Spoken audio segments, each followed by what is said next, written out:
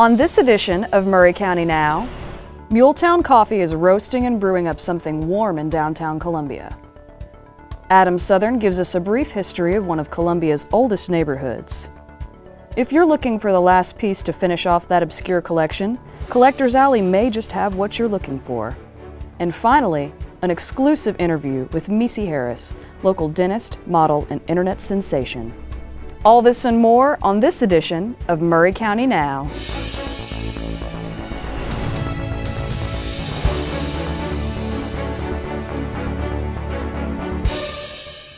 Hello, and welcome to Maury County Now, Columbia and Maury County's news show covering the events, ideas, groups, and happenings in and around Maury County. Looking to get your caffeine fix in downtown Columbia? Muletown Coffee can help ease that craving. We spoke with co-owners Matt and Chris about their new business and how they're helping to warm up the square.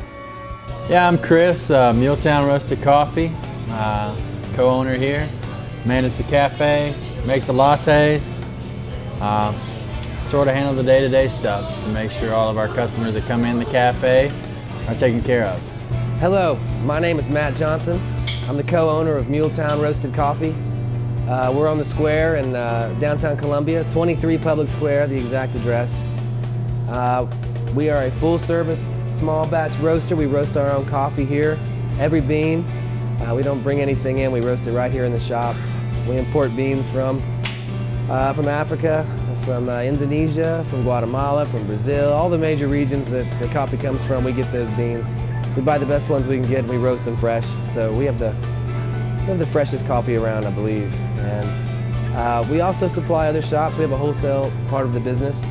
But we also have a full service coffee shop. We have, of course, espresso drinks and pretty much anything you can think of that you would want with espresso that you would get at other coffee shops. We do that, of course, as well. But the best part is that we're on the square and it's beautiful this time of year. A barista, put simply, is someone who makes coffee-related beverages. It's your bartender for coffee. So everything builds on something else. Our menu starts simple. We do traditional drinks. So it starts with espresso. Espresso is a method of brewing. So essentially what you're doing is you're making concentrated coffee through a pressurized machine that everybody knows what espresso is for the most part. A macchiato is just a little foam, and then you move to cappuccino, which has a little more, and then a latte has more milk, and then from there it's just flavors and that kind of thing. It's really simple. It's a lot like, I don't know, it's a lot like, I guess, sort of bartending would be. Everything is sort of a build on something else. That's all it is. But your basic drinks are espresso, macchiato, cappuccino, and a latte. We decided on this location because my partner Chris found this cool building, and we had looked at some other places around town, but he was adamant that the square just seemed magical to him, and it just a called out coffee shop. There's lots of foot traffic here, lots of people work down here, and it just seemed like a good fit. I had a roasting company in Birmingham, sold it right before we moved here, got out of that. We were looking for a different place to move, and we ended up in Columbia because of downtown. It just looked like a spot that was on the up and up. Looked like it had a lot of potential. We loved Riverside, the community, and we had friends there. So, you know, when I envisioned this company, I couldn't see it going anywhere else in Columbia except for on the square. So, for me, it's about the, I don't know, it's about the whole picture, you know? Cool shop and some random spot across town just doesn't do it for me, you know? One of the most interesting things I've learned about coffee is, well, first off, it starts as these really small green seeds. We call it green coffee, which we keep in these sacks over here. And when we get it in, and you roast it, of course, they nearly triple in size. And as they roast, they crack, they pop, almost sounds like popcorn roasting. And that's, they have a little bit of what they call a husk or a skin on the outside of the bean, a parchment, and those pop off at different points as the beans are expanding, which is what this big contraption does. That's a chaff collector. It collects all that and separates it from the smoke, sends the smoke up, and it keeps the chaff. We can clean that out. And so it was real interesting when I first started roasting to hear it all popping and cracking in there, and And the more you roast, you learn to use your ears a lot, so you'll know what's going on inside the drum in there. And I had no idea that coffee would pop and crack when I first started roasting with Chris. Yeah, you can find us on Facebook, facebook.com/Muletown Coffee, I believe. Muletowncoffee.com would have links to all the other social media sites that we would want you to interact with us on. And then Instagram and the others. Everything /Muletown Coffee. The Duck River has helped make Columbia what it is today. But what about one of its oldest neighborhoods? Get ready to float away on a historic voyage with your Captain Adam Southern on this edition of Historic Maury County. Hi, I'm Adam Southern, and this is another edition of Historic Maury County. Let's talk a little bit today about Columbia. Columbia today on a map looks like a very big, sprawling city, but you know, in the earlier days, it was just Columbia downtown. That was the main part of Columbia. Now there were little, what I would call suburbs all around this downtown area. There was Highland, the area around McDowell. We have Riverside, and let's talk a little bit more about Riverside because it's really a city unto itself. Riverside, at the height of the population of 1930s through the 50s and 60s, Riverside had over 20 different stores, and really a city unto itself. People walked and got whatever they wanted.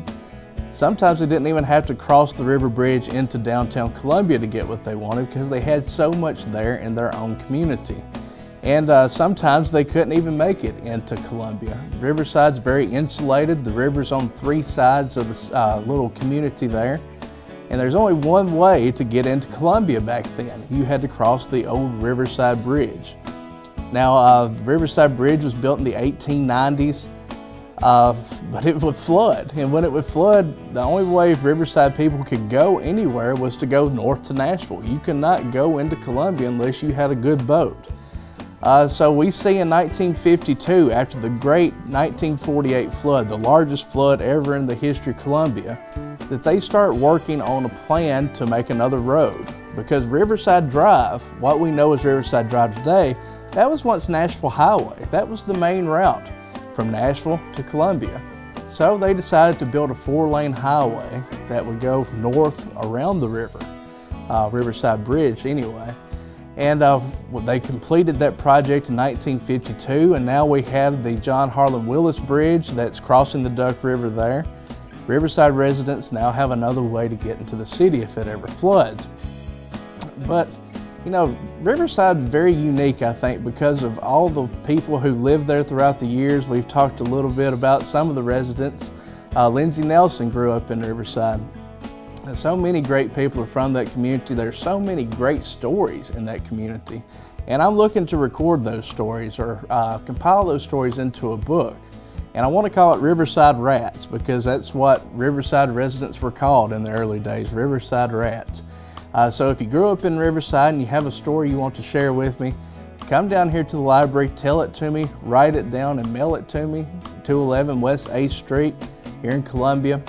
And I'm going to put these on a book titled Riverside Rats, and it's going to benefit the library. So if you have a story and want to share it, please do so and come see me at the library. Thank you. We'll be back with more Maury County Now after this.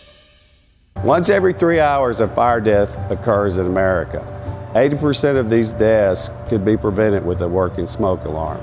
Hi, I'm Lee Bergeron, Chief of the Columbia Fire Department. The men and women of Columbia Fire Department would like for you to have a working smoke alarm in your home. We have a program that if you call 931-560-1700, our men and women will come and place a working smoke alarm in your residence. We know by doing this helps make you safer and makes our city a safer place to work and live. These smoke alarms are brought to us on a grant by Governor Haslam and Commissioner Julie McPeak. Their goal is to place 20,000 working smoke alarms in residents in Tennessee.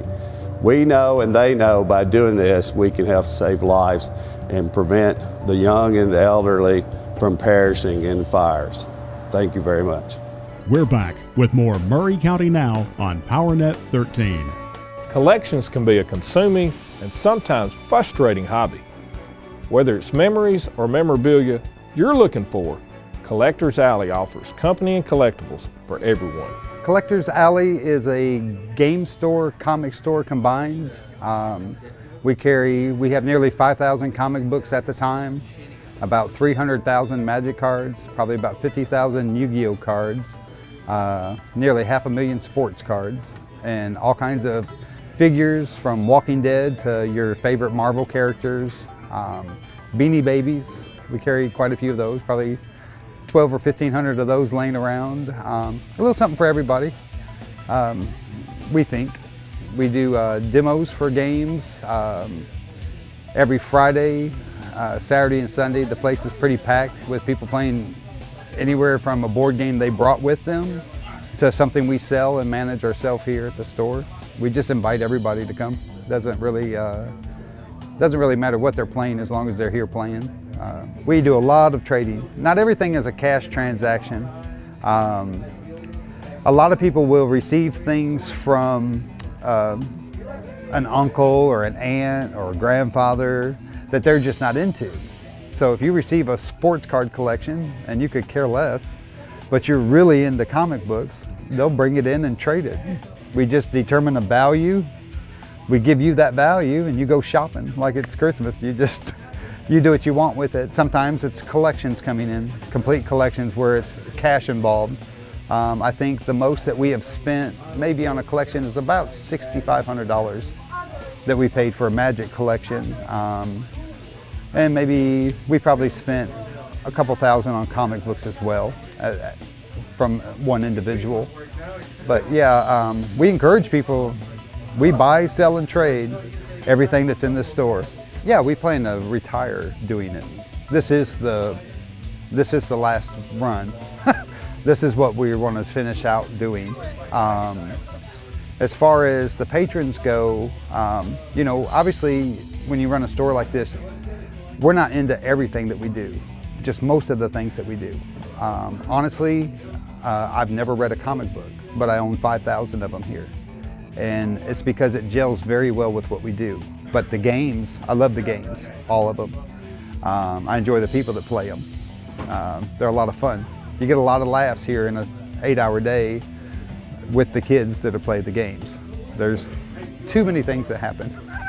So, if you're in the Columbian area and you're looking for a game store, a place to pick up your comic books, new and old, sports cards, game memorabilia, accessories, Beanie Babies, or just a place to hang out with your friends, this is the place to do it. We can seat about 60 people at any given time. Our phone number is 922-4137.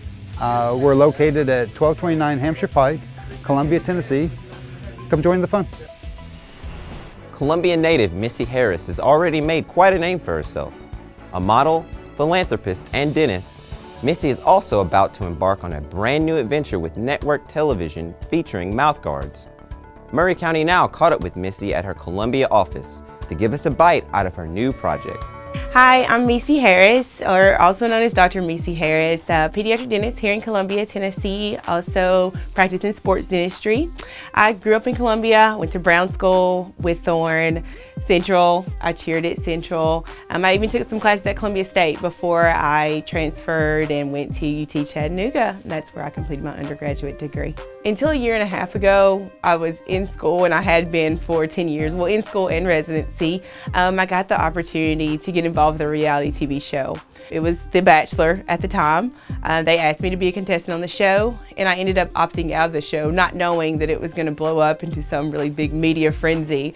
But I took the opportunity, and I knew that it would allow me to create a loud voice for myself, and that I was going to be able to then do some things that I had always been interested in.